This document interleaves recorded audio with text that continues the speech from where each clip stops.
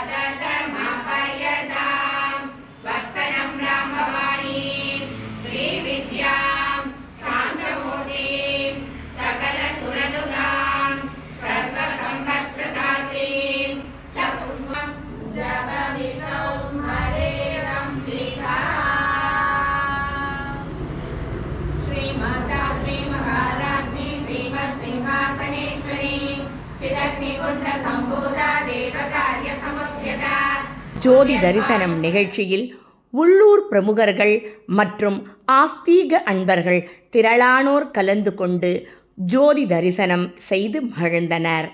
அருட்பெரும் ஜோதி, அருட்பெரும் ஜோதி, தனிப்பெரும் கருணை, அருட்பெரும் ஜோதி என்று ஆஸ்தீக அன்பர்கள் மெய்சிலிர்த்து ஜோதி தரிசனம் செய்தனர்.